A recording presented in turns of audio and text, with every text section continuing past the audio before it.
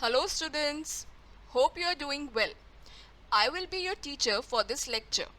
और इस लेक्चर में क्लास 12th के यूनिट 3 मतलब मैट्राइसिस का हम टॉपिक देखते हैं order of matrices.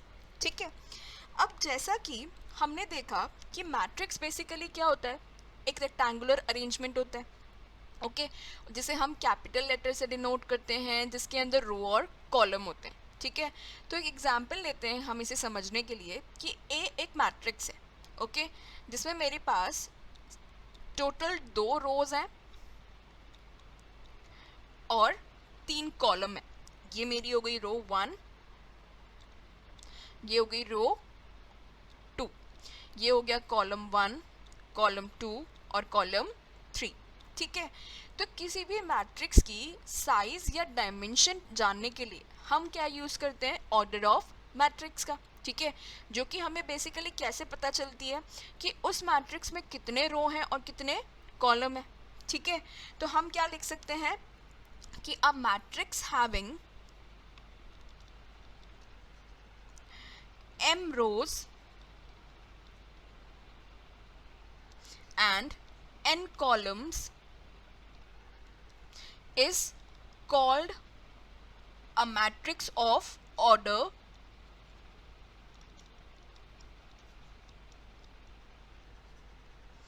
m by n or simply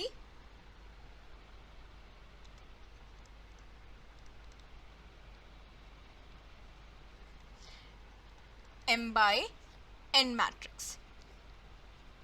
ठीक है, तो इसी तरीके से हम a को क्या बोल सकते हैं कि it is matrix of order, कितनी रोज है, 2, सो 2 बाई 3।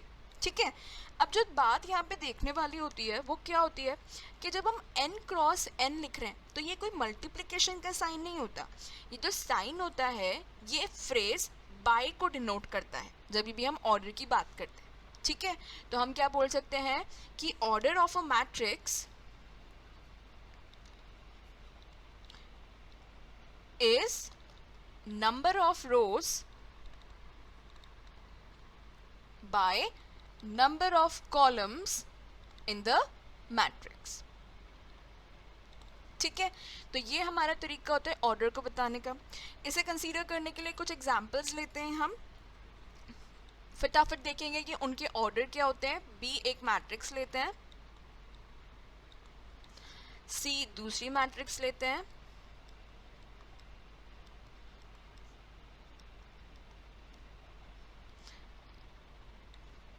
डी एक और मैट्रिक्स ले लेते हैं।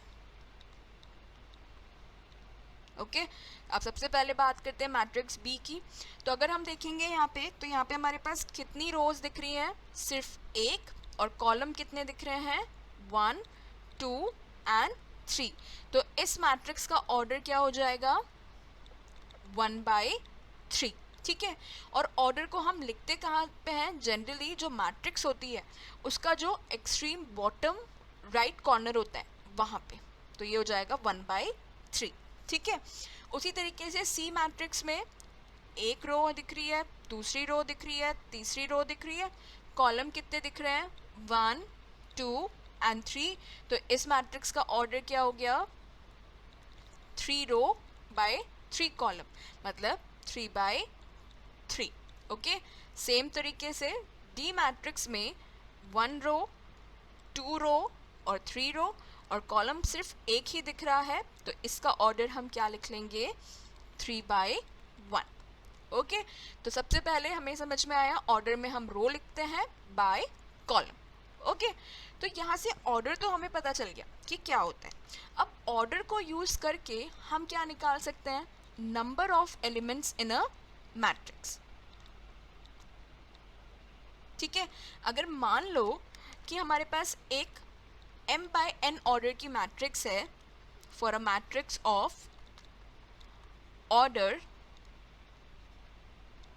m by n, तो हम क्या कह सकते हैं कि उसमें जो नंबर ऑफ एलिमेंट्स होंगे वो कितने होंगे, m into n के बराबर।